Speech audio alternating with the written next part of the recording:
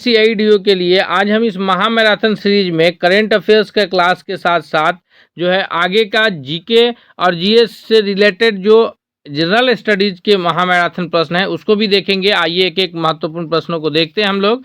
सवाल है कि 1 फरवरी 2026 सवाल नंबर 1 है कि फरवरी 2026 में आरबीआई ने किस पॉलिसी स्टांस को मेंटेन किया है। जी हाँ, फरवरी 2026 में आरबीआई ने किस पॉलिसी स्टांस को मेंटेन किया है। इसमें न्यूट्रल है, टाइटनिंग है, या फिर जो है विड्रॉ ऑफ एकोमोडेशन है, या फिर एक्सपेंसरी है। कौन सा ये को जो है आरबीआई ने मेंटेन किया है। तो आपको पहला नंबर सवाल का जो सबसे सही जवाब के रूप में उत्तर जाना जाएगा वो ऑप्शन सी के रूप में जाना जाएगा, क्योंकि विड्रॉ ऑफ एकोमोडेशन को जो है आरबीआई ने स्टांस मेंटेन करने की जो है ये कोशिश की है। इसमें आरबीआई का जो ये विड्रॉ ऑफ एकोमोडेशन है ये इन्फ्लेशन कंट्रोल के लिए जो है ना इन्होंने ये कार्य किया है, ताकि विड्रॉ ऑफ एकोमोडेशन से ये होगा कि जो मार्केट में जो पैसे हैं उसका ये कम करके उसको विड्रॉ करने की कोशिश किया गया। यानी आरबीआई विड्रॉ ऑफ एकोमोडेशन के लिए स्टांस मेंटेन कर रहा है, जिससे इन्फ्लेशन कंट्रोल करना आसान हो जाएगा। अगले प्रश्न की ओर बढ़ते हैं। सवाल नंबर दूसरा है हमारे स्क्रीन पर कि जनवरी 2026 में कौन सा country officially BRICS expansion framework में एक्टिव पार्टिसिपेशन शुरू किया है। जी हाँ, जनवरी 2026 में कौन सा country officially BRICS expansion framework में एक्टिवली पार्टिसिपेशन करना शुरू किया है। आपको बता दें कि जो जनवरी 2026 में ये कंट्री जो ऑप्शंस है हमारे पास ईरान, तुर्की, अर्जेंटीना और स्पेन। तो ब्रिक्स की अगर हम लोग बात करते हैं, ब्रिक्स पे अगर हम लोग चर्चा करते हैं तो BRICS जब शुरू में यह संगठन बना था तो उस वक्त केवल यही 5 देश से, B से ब्राज़ील, R से रसिया, I से इंडिया, C से चाइना और S से साउथ अफ्रीका, ये 5 देश शुरू में थे जो ब्रिक्स का हिस्सा थे। अब जो है ब्रिक्स में 5 देश नहीं है बल्कि अब ब्रिक्स में 10 देश हैं और उनको ब्रिक्स प्लस के नाम से जाना जाता है। किस नाम से जाना जाता है? ब्रिक्स प्लस के नाम से जाना जाता है। तो ब्रिक्स प्लस में अब जो कंट्री शामिल हो गए हैं उसमें जो है सऊदी अरबिया है, यानी अब इसके बाद जो कंट्री जुड़े हैं सऊदी अरबिया है, UAE यानी यूनाइटेड अरब अमीरात है, ईरान है, इजिप्ट है और इथोपिया है। ये 5 और कंट्री इसमें शामिल हुए हैं। कौन कौन कंट्री शामिल हुए हैं? तो सऊदी अरबिया है और उसके बाद जो है UAE है यानी यूनाइटेड अरब अमीरात है, ईरान है, इजिप्ट है और इथोपिया है। अब चूंकि ये प्रश्न है कि जनवरी 2026 में कौन सा कंट्री ऑफिशियली ये शामिल हुआ है, तो आपको बता दें कि जो 17वीं ब्रिक्स समिट हुआ है 6-7 जुलाई 2025 को रियो डी जेनेरियो ब्राज़ील में, उसमें जो एक्टिवली पार्टिसिपेशन के रूप में शामिल हुआ है वो ईरान शामिल हुआ है। ऑप्शन ए इसका करेक्ट आंसर है। और जो 17वीं ये ब्रिक्स समिट हुआ है, 17वीं ब्रिक्स समिट कहाँ हुआ है? रियो डी जेनेरियो जो कि ब्राज़ील में है। और जो अगला यानी 2026 का जो होना है ये 2025 में हुआ है 17वीं ब्रिक्स समिट, या 2025 में 6 से 7 जुलाई 2025 को हुआ था। और अगला जो 26वां होना है वो भारत में अगला ब्रिक्स समिट होना है। अगले प्रश्न की ओर बढ़ते हैं हम लोग। नेक्स्ट क्वेश्चन है हमारे स्क्रीन पर कि मार्च 2026 में भारत ने किस इनिशिएटिव के तहत ग्रीन हाइड्रोजन एक्सपोर्ट को बढ़ावा देने की घोषणा किया है।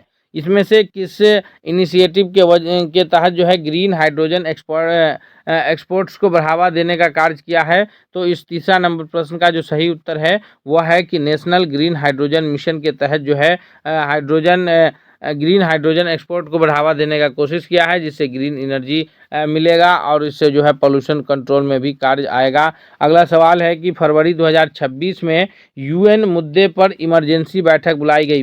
फरवरी 2026 में किस UN मुद्दे पर जो है यह बैठक बुलाई गई थी? ये AI रेगुलेशन के मुद्दे पर, या फिर क्लाइमेट माइग्रेशन के मुद्दे पर, या फिर इसराइल हमास कन्फ्लिक्ट जो चल रहा है पिछले 2-3 वर्षों से, इसराइल और हमास के बीच जो लगातार कन्फ्लिक्ट चल रहा है उनके मुद्दे पर, या फिर इसराइल अमेरिका एक साथ वर्सेस ईरान कन्फ्लिक्ट के मुद्दे पर जो है US ने यह आपातकालीन बैठक बुलाई थी। तो आपको बता दें कि यह आपातकालीन बैठक जो है यह 28 फरवरी 2026 को बुलाई गई थी। कब बुलाई गई है? 28 फरवरी 2026 को। यह चाइना और रसिया के अनुरोध पर, किनके अनुरोध पर बुलाया गया था? तो चाइना और रसिया के अनुरोध पर यह बैठक बुलाई गई थी, जिसमें 15 सदस्यीय सुरक्षा परिषद में आपस में ही दरार था। यह जो यूएस और ये इसराइल ने मिलकर के जो ईरान पे हमला किया, और ईरान ने जो जवाबी कार्रवाई जो है इसराइल और अमेरिका पर किया था, तो उसी को लेकर के जो है यह आपातकालीन बैठक चाइना और रसिया के ही अनुरोध पर 28 फरवरी 2026 को बैठक हुई थी। यूएन परिषद की बैठक जो है यह यूरोप इंग्लैंड में हुआ, और इसका जो नतीजा रहा वो नतीजा बेनतीजा रहा, क्योंकि इसमें जो 15 जो यूएन के 15 सुरक्षा परिषद के जो 15 सदस्यीय टीम है उसमें आपस में ही दरार था, यानी चौथा नंबर प्रश्न का ऑप्शन डी सबसे करेक्ट आंसर होगा। नेक्स्ट प्रश्न की ओर बढ़ते हैं। अगला क्वेश्चन है कि जनवरी 2026 में भारत ने किस राज्य में सेमीकंडक्टर फैब्रिकेशन यूनिट की नई डील फाइनलाइज की है? जनवरी 2026 में भारत ने किस राज्य में सेमीकंडक्टर फैब्रिकेशन यूनिट की नई डील जो है वो फाइनलाइज की है? तो इसका जो सही जवाब होगा 5वां नंबर प्रश्न का वो है कि गुजरात राज्य में जो है भारत ने सेमीकंडक्टर फैब्रिकेशन यूनिट का नई डील को जो है फाइनलाइज किया है। अगले क्वेश्चन की ओर बढ़ते हैं। सवाल अगला है। दोस्तों, हम आपसे रिक्वेस्ट करते हैं कि अगर आप हमारे चैनल पर नए हैं तो प्लीज़ चैनल को सब्सक्राइब कर लीजिए, क्योंकि हम आपके परीक्षा की दृष्टि से सभी मटेरियल उपलब्ध कराते रहेंगे, ताकि आपकी सारी तैयारी पूरी हो सके और आप अपना एक शीट कंप्लीट कर सकें। सवाल है कि डिजिटल पब्लिक इंफ्रास्ट्रक्चर डीपीआई के संबंध में निम्नलिखित कथनों पर विचार कीजिए। जो डिजिटल पब्लिक इंफ्रास्ट्रक्चर है, डीपीआई है, डीपीआई के संबंध में कथन है कि इसका उद्देश्य केवल वित्तीय समावेशन तक सीमित है, पहला कथन है। दूसरा है कि इंडिया स्टैक इसका जो है दूसरा जो इसका कथन है वो ये है कि इंडिया स्टैक इसका एक उदाहरण है। और फिर अगला कथन है कि डीपीआई मॉडल को वैश्विक स्तर पर भी बढ़ावा दिया जा रहा है। तो इसमें अगर तीनों कथन पर हम लोग विचार करते हैं तो पहला कथन जो है वह इनकरेक्ट कथन है, क्योंकि इसमें जो है वित्तीय समावेशन तक सीमित है। इसका कथन है कि इसका उद्देश्य केवल वित्तीय समावेशन तक सीमित है, तो ऐसा नहीं है। इसका उद्देश्य जो है यह सिर्फ फाइनेंस तक नहीं है, बल्कि इसका उद्देश्य हेल्थ के सेक्टर में भी है, एजुकेशन के सेक्टर में भी है। यानी इसके लिए सही उत्तर ऑप्शन बी हो जाएगा कि दूसरा और तीसरा जो है कूट सही है, और जो बाकी के हैं वो करेक्ट नहीं है। नेक्स्ट प्रश्न की ओर बढ़ते हैं। सवाल अगला है कि ऐसे साइमल्टेनियसली इलेक्शन के संबंध में, यानी वन नेशन वन इलेक्शन की जो बात है कि एक साथ जो इलेक्शन कराना है, पूरे लोकसभा इलेक्शन के साथ साथ राज्य की विधानसभाओं का चुनाव भी है एक ही साथ हो जाए, यानी जो लोकसभा का निर्वाचन एक बार 5 वर्षों पर विभिन्न चरणों में होता है, तो उसी विभिन्न चरणों में जो है पूरे राज्य में जो 2800 राज्य हैं उसमें भी एक साथ इलेक्शन हो जाए, साइमल्टेनियसली इलेक्शन को लेकर के जो है, इसके संबंध में कौन सा कथन सही है? हालांकि एक टीम गठित की गई थी, पूर्व राष्ट्रपति जो डॉक्टर रामनाथ कोविंद है उनकी अध्यक्षता में एक टीम गठित की गई थी, उनकी रिपोर्ट हुआ, उसके बाद जो है इसको ये में भेजा गया है। तो इसको लेकर के अभी आगे क्या कथन सही है हम इसको देखते हैं कि साइमल्टेनियसली इलेक्शन के संबंध में क्या कथन सही है। तो इसका उल्लेख संविधान में स्पष्ट रूप से किया गया है, इलेक्शन कमीशन ऑफ इंडिया इसका समर्थन किया है। आगे है कि इसके लिए संविधान संशोधन की आवश्यकता हो सकती है। तो 7वां नंबर प्रश्न का जो सही उत्तर है वो ये है कि यहाँ इसका जो स्पष्ट उल्लेख है वो संविधान में नहीं है, कि वन नेशन वन इलेक्शन की बात को लेकर के जो है स्पष्ट निर्देश संविधान में नहीं है। इस इलेक्शन कमीशन ऑफ इंडिया ने इस बात का समर्थन किया है कि वन नेशन वन इलेक्शन होने से समय, पैसे की बचत इत्यादि हो सकती है, लेकिन इसको अगर लागू किया जाएगा तो इसको लेकर के भारतीय का जो हमारा संविधान जो ये का तरीका है, संविधान संशोधन का तरीका है, वो अनिवार्य होगा, क्योंकि बिना संविधान संशोधन के ये चीज़ संभव नहीं हो पाएगा। तो इसका भी ऑप्शन बी करेक्ट आंसर के रूप में उत्तर जाना जाएगा कि दूसरा और तीसरा जो है ये कुछ सही है, क्योंकि संविधान ये वन नेशन वन इलेक्शन के लिए अगर इलेक्शन कमीशन ऑफ इंडिया तैयार है तो वो सिर्फ उनकी तैयारी से नहीं होगा, बल्कि इस प्रावधान को भारतीय संसद के दोनों सदनों, लोकसभा, राज्यसभा और राष्ट्रपति के द्वारा ये करके इसको संविधान संशोधन की आवश्यकता होगी। नेक्स्ट प्रश्न है कि ग्रीन हाइड्रोजन मिशन के संबंध में हमें बताना है कि भारत इसका लक्ष्य 2030 तक विश्व में अग्रणी बनना है। यह फॉसिल फ्यूल पर निर्भरता कम करने के लिए है और इसका संबंध केवल ट्रांसपोर्ट सेक्टर से है। तो इस प्रश्न का जो करेक्ट आंसर हो जाएगा कि ग्रीन हाइड्रोजन मिशन के कथन के रूप में पहला दूसरा कथन तो सही है, लेकिन तीसरा कथन इसका सही नहीं है कि इसका जो संबंध है वो केवल ट्रांसपोर्ट सेक्टर से नहीं है, इसका संबंध एक ईंधन से के रूप में है। और ये ग्रीन हाइड्रोजन मिशन के तहत जो है पॉल्यूशन लेस ईंधन तैयार किया गया है। तो यहाँ पर 8वां नंबर प्रश्न के लिए ऑप्शन ए करेक्ट आंसर हो जाएगा कि 1 और 2 जो है इसका सही उत्तर है। सवाल अगला है कि यूपीआई के संबंध में हाल ही के विकास में क्या है, यूपीआई के संबंध में जो हाल में विकास हुए हैं कि रिजर्व बैंक ऑफ इंडिया ने यूपीआई लाइट और यूपीआई 123 पे को बढ़ावा दिया है। अगला कथन है कि यूपीआई का उपयोग केवल भारत में ही संभव है और कुछ देशों में क्रॉस बॉर्डर यूपीआई पेमेंट शुरू हुआ है। जी हाँ दोस्तों, दूसरा और तीसरा कथन आपस में ही विरोधाभास है। अगर दूसरा कथन सही होगा तो तीसरा गलत होगा, तीसरा सही होगा तो दूसरा गलत होगा। तो आपको बता दें कि तीसरा कथन सही है, क्योंकि कुछ देशों में जो है क्रॉस बॉर्डर यूपीआई पेमेंट की शुरुआत हुई है। लेकिन दूसरा कथन गलत है कि यूपीआई का जो यूनिफाइड पेमेंट का जो ये सिस्टम है इसका इस्तेमाल केवल भारत में नहीं हो रहा है, क्योंकि बॉर्डर क्रॉस करके भी जो है यूपीआई पेमेंट का ये शुरू हुआ है। अर्थात 9वां के लिए ऑप्शन ए करेक्ट आंसर के रूप में उत्तर जाना जाएगा। सवाल अगला है 10वां है कि इंडियाज क्लाइमेट कमिटमेंट के बारे में क्या लक्ष्य है। तो इंडियाज क्लाइमेट कमिटमेंट के बारे में इसने भारत ने 2070 तक नेट जीरो का लक्ष्य रखा है। रिन्यूएबल एनर्जी कैपेसिटी बढ़ाने का लक्ष्य है। भारत ने कोल यूजेज को पूरी तरह से बंद करने का लक्ष्य घोषित किया है। तो यहाँ भी तीसरा कथन जो है वो इनकरेक्ट है कि भारत जो है कोल यूजेज को पूरी तरह बंद करने का ये घोषित नहीं किया है। ऑप्शन पहला और दूसरा कथन सही है, इसलिए ऑप्शन ए इसका भी करेक्ट आंसर के रूप में उत्तर जाना जाएगा। करंट अफेयर्स के पश्चात अब हम लोग देखेंगे कि आगे जीके जीएस के यानी जनरल स्टडीज के प्रश्नों को बीपीएससी एईडीओ के इस महामैराथन सीरीज में आज हम लोग अभी जनरल स्टडीज के जो आगे के प्रश्न हैं उसको देखते हैं कि इसमें भारतीय राष्ट्रीय आंदोलन, भूगोल और भारतीय संविधान से रिलेटेड प्रश्न होंगे। सवाल नंबर पहला आया है हमारे स्क्रीन पर। दोस्तों अगर आप चैनल पर नए हैं तो जरूर सब्सक्राइब कर लीजिए ताकि अगला हर अपडेट आप तक सबसे पहले पहुंचता रहे। जी हाँ, सवाल नंबर 1 है कि निम्नलिखित कथनों पर विचार करना है। विचार क्या करना है कि स्वदेशी आंदोलन का मुख्य उद्देश्य केवल विदेशी वस्तुओं का बहिष्कार था। अगला है कि इस आंदोलन ने राष्ट्रीय शिक्षा संस्थानों की स्थापना की गई। दूसरा है कि यह आंदोलन बंगाल विभाजन के विरोध में शुरू हुआ था। तो इसका कौन सा कथन सही होगा। तो स्वदेशी आंदोलन का जो मुख्य उद्देश्य केवल विदेशी वस्तुओं का बहिष्कार नहीं था। आपको बता दें कि जब 1905 ईस्वी में लॉर्ड कर्जन के द्वारा बंगाल का विभाजन किया गया, पूर्वी बंगाल और पश्चिमी बंगाल के रूप में। जी हाँ, ईस्ट बंगाल और वेस्ट बंगाल के रूप में जब बंगाल का विभाजन 1905 में लॉर्ड कर्जन ने किया, तो फिर इसकी शुरुआत यानी स्वदेशी आंदोलन की शुरुआत कलकत्ता से 1906 में हुई थी। तो ये आंदोलन जो है यह केवल इसमें एक विदेशी वस्तुओं की भी होलिका जलाई गई थी, लेकिन ये नहीं है कि केवल विदेशी वस्तुओं का बहिष्कार था, बल्कि इस आंदोलन में राष्ट्रीय शिक्षा संस्थानों की स्थापना हुई है। और यह आंदोलन जो है यह बंगाल विभाजन के पश्चात ही शुरू हुआ था। तो ऑप्शन जो पहला नंबर क्वेश्चन का हो जाएगा ए सही होगा कि दूसरा और तीसरा कूट इसका सही उत्तर है।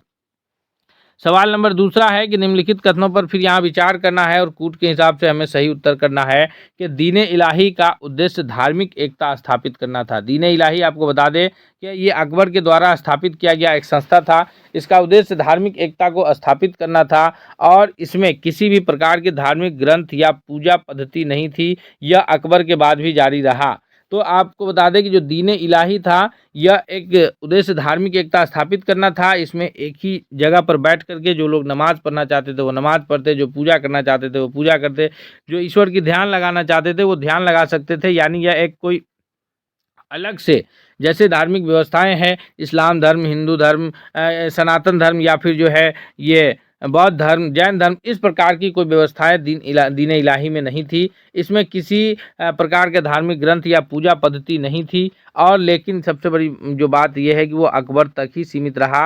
अकबर के बाद, अकबर की जब बादशाही खत्म होती है, अकबर का जब राजपाट खत्म हुआ, अकबर के बाद जहांगीर के शासनकाल से यह चीज़ जो है बंद हो गया। तो यहाँ भी दूसरा नंबर प्रश्न का ऑप्शन ए सही उत्तर हो जाएगा कि यह 1 और 2 केवल कूट सही है। अगला सवाल है कि निम्नलिखित कथनों पर विचार कीजिए। जी हाँ दोस्तों, आपको बता दें कि आजकल कम्पिटिटिव एग्जाम्स में क्वेश्चन को कम्प्लेक्स किया जाता है, इस प्रकार से क्वेश्चन को फंसाया जाता है ताकि आप जो है माइनर माइनर गलती करके चले आएँ। तो आपको जो ऑप्शंस है, जो कथन है, उस पर ध्यान देना है ताकि किसी भी प्रकार की गलती आपसे नहीं हो सके। सवाल है कि प्लासी के युद्ध ने बंगाल पर अंग्रेजों का नियंत्रण स्थापित किया। बक्सर के युद्ध के बाद दीवानी अधिकार मिला और प्लासी के बाद अंग्रेजों को सीधे कर वसूलने का अधिकार मिल गया। तो इस तीसरा नंबर प्रश्न के लिए जो सही उत्तर होगा कि प्लासी के युद्ध के बाद बंगाल पर अंग्रेजों का नियंत्रण स्थापित हुआ और जो बक्सर का युद्ध था, जो प्लासी का युद्ध 1757 में हुआ और बक्सर का युद्ध जो है ये 1764 ईस्वी में होता है। इसके पश्चात जो है यहाँ तीसरा नंबर प्रश्न के लिए ऑप्शन ए करेक्ट आंसर हो जाएगा कि 1 और 2 जो है दोनों सही है। प्लासी के बाद अंग्रेजों को सीधे कर वसूलने का अधिकार प्राप्त नहीं हो पाया था, तो यहाँ तीसरा नंबर प्रश्न के लिए भी ऑप्शन ए करेक्ट आंसर होगा। नेक्स्ट प्रश्न की ओर बढ़ते हैं कि निम्नलिखित को जो सही सुमेल है उसको चुनना है। इल्तुतमिश में टंका है, शेरशाह सूरी में दाम है और मोहम्मद बिन तुगलक में टोकन मुद्रा है। यानी कि ये तीनों जो इल्तुतमिश है, शेरशाह सूरी है और मोहम्मद बिन तुगलक है। इल्तुतमिश ये गुलाम वंश के शासक हुए हैं, मोहम्मद बिन तुगलक तुगलक वंश के शासक हुए दिल्ली सल्तनत में, और शेरशाह सूरी जो है यह हुमायूं को हरा करके अपना ये चलाए थे भारत में। तो इन तीनों के समय में जो मुद्रा का नाम था, इल्तुतमिश के समय में मुद्रा का नाम टंका था, शेरशाह सूरी के समय में मुद्रा का नाम दाम था और मोहम्मद बिन तुगलक के समय में मुद्रा का नाम टोकन मुद्रा था।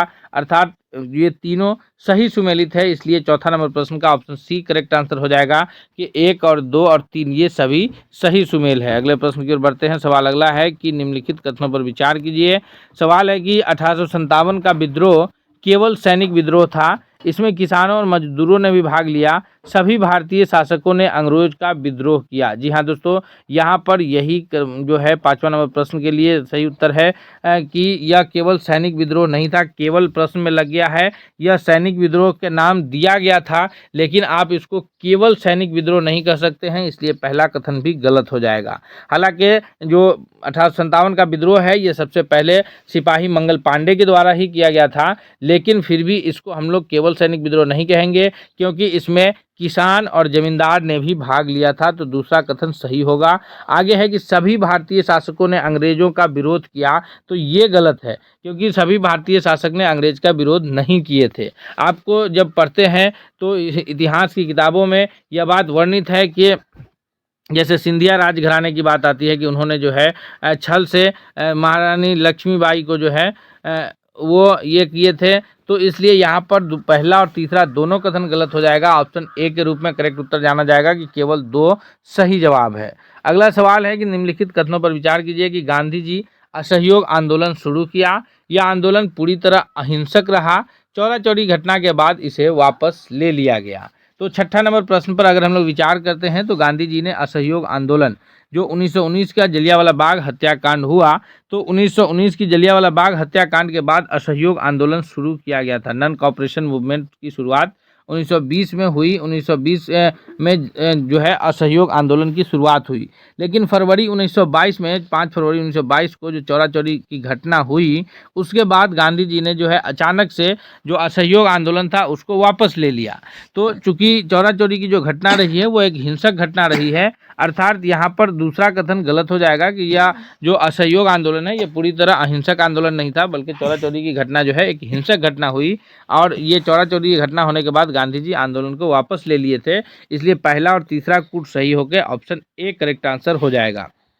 दोस्तों, हम महत्वपूर्ण प्रश्नों को एक एक करके इसमें कवर कर रहे हैं। अगर आप चैनल पर अब तक नए हैं, चैनल को सब्सक्राइब नहीं किया है तो प्लीज़ चैनल को सब्सक्राइब कर लीजिए, बेल आइकन को प्रेस कीजिए और अगर आपको यह क्लास बेहतर लग रहा है तो आप इसे दोस्तों के बीच शेयर कीजिए ताकि उनकी भी बेहतर तैयारी हो सके। अगले प्रश्न की ओर बढ़ते हैं। सवाल अगला है कि निम्नलिखित में सही सुमेल करना है। काली मिट्टी कपास की खेती के लिए उपजाऊ मानी जाती है, लाल मिट्टी में लोहे के अंश अधिक होते हैं और जलोढ़ मिट्टी अत्यधिक उपजाऊ होती है। तो 7वां नंबर प्रश्न के लिए सही उत्तर क्या हो जाएगा कि काली मिट्टी को कपास की खेती के लिए जाना जाता है, इसीलिए काली मिट्टी को काली कपासी मिट्टी के नाम से भी जानते हैं। काली मिट्टी को एक और अन्य नाम से जानते हैं जिसको रेगूर मृदा भी कहते हैं। काली मिट्टी को एक और अन्य नाम से जानते हैं जिसको रेगूर मृदा कहते हैं। और लाल मिट्टी में जो है लोहे का अंश अत्यधिक पाया जाता है, इसी कारण उसका रंग, लोहे की मात्रा अधिक पाई जाती है, इस कारण उसका अंश लाल होता है। और जलोढ़ मिट्टी जो है यह अत्यधिक उपजाऊ मिट्टी होती है। जलोढ़ मिट्टी दो तरह का होता है, नवीन और ओल्ड। नवीन जलोढ़ को जो है खादर कहते हैं और पुराने जलोढ़ को जो है बांगड़ के नाम से भी जानते हैं। तो नवीन और जो पुराना जलोढ़ है उसको बांगड़ के नाम से जानते हैं। यहाँ तीनों सुमेलित है, इसलिए ऑप्शन सी 7वां नंबर प्रश्न के लिए सही उत्तर हो जाएगा कि ये तीनों सुमेलित हैं। सवाल 8वां है कि निम्नलिखित में कथनों पर विचार करें। एल नीनो ने भारत में सूखा पड़ सकता है। एल नीनो से भारत में सूखा पड़ सकता है। ला नीना से वर्षा बढ़ सकती है और दोनों का संबंध प्रशांत महासागर से है। जी हाँ दोस्तों, 8वां नंबर प्रश्न का सही उत्तर क्या हो जाएगा कि एल नीनो से भारत में सूखा पड़ सकता है, ला नीना से वर्षा बढ़ सकती है और इस दोनों का संबंध प्रशांत महासागर से है। यह भी कथन सही है, यानी पहला, दूसरा और तीसरा सभी कथन सही है, इसलिए ऑप्शन सी करेक्ट आंसर हो जाएगा कि यहाँ पर तीनों कथन इसके सही हैं। अगला प्रश्न है कि निम्नलिखित कथनों पर विचार कीजिए कि हिमालय युवा पर्वत है, अरावली प्राचीन पर्वत है और विंध्याचल विश्व का सबसे ऊंचा पर्वत है। तो आपको बता दें कि इस 9वां नंबर प्रश्न का जो सही उत्तर होगा कि हिमालय जो है यह युवा पर्वत है हिमालय, और इसकी जो सबसे ऊंची चोटी है एवरेस्ट है, जिसको जो है सागर माथा के नाम से जानते हैं नेपाल में। एवरेस्ट जो है इसकी सबसे ऊंची चोटी है जो 8,848 मीटर ऊंची है। कितनी है? 8,848 मीटर ऊंची है। अरावली जो है सबसे प्राचीन पर्वत के रूप में जानी जाती है। अरावली पर्वत जो है या मध्य प्रदेश, हरियाणा, दिल्ली के दक्षिण तक फैली है राजस्थान होते हुए।